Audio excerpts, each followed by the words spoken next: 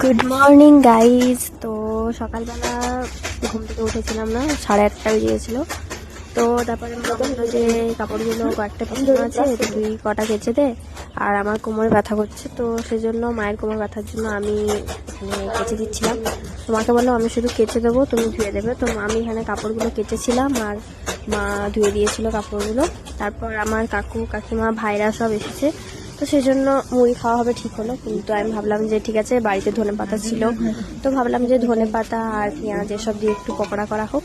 তো এই যে এখানে পকোড়া ভাজা হচ্ছে আর আমার কাকিমা যে দিচ্ছিল আর আমি যে ছাঁকছিলাম।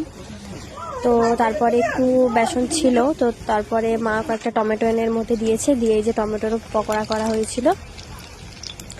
খেতে খুব ভালোই ছিল, খুব টেস্টি হয়েছিল, কিন্তু শুধু শুধু পকোড়াটাও দিয়ে আমার ঠিক পছন্দ ছিল না। তো আমি চানাচুর, শসা, তারপর এগুলো সব কাটা হয়েছিল, তো চানাচুরও আমি নিয়েছি।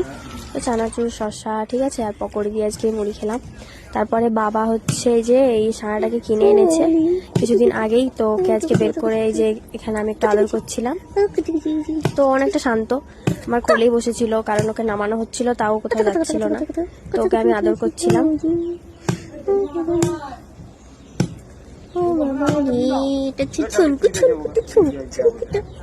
এখন একে লাগানো যাবে না, অনেকটাই ছোট এখন, তো আগে এটা বড় হবে তারপরে বাবা লাগাতে যাবে।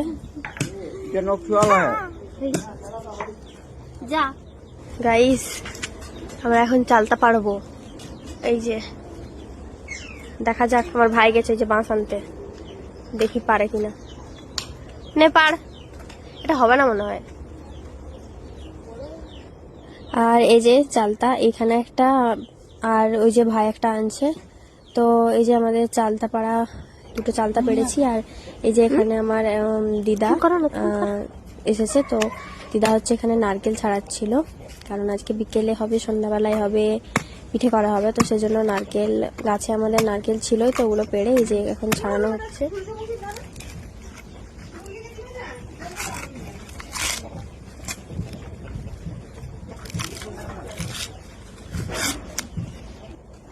তারপরে আমি আর ভাই গেছিলাম হচ্ছে পাশের বাড়ি, ফুল আছে ওর সাথে।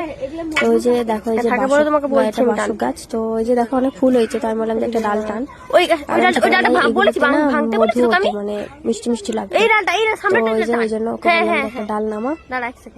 নামিয়ে করে ও, আমি আর এই বোন ছিল এখানে দুজন, ওরাও বললো যে হ্যাঁ সবগুলো তো থাকে না, কিন্তু কিছু কিছু তো মিষ্টি মিষ্টি লাগে খেতে আর কি। তো আমি আর ভাই খাচ্ছিলাম, সবগুলো তো ছিল না, একটু মিষ্টি মিষ্টি লাগছিল খেতে, ওইটাই। তারপরে ওই যে গেলাম, দিয়ে করে ওই যে ওদের দিদির বাড়িতে এই যে এই নতুন এই বাচ্চাটা আছে, কুকুর বাচ্চাটা খুব কিউটও ঠিক আছে। তো ওকে আমি যে কোলে টোলে নিচ্ছিলাম, কোলে টোলে নিয়ে আর ঘাঁটছিলাম আর কি, ভাই আমি সবাই। কত সুন্দর ও ঘুমাচ্ছিল, কিন্তু আমরা গিয়ে করে ওকে ডিস্টার্ব করে দিয়েছি। যাই হোক, দিয়ে কোলে টোলে নিচ্ছিলাম ওকে।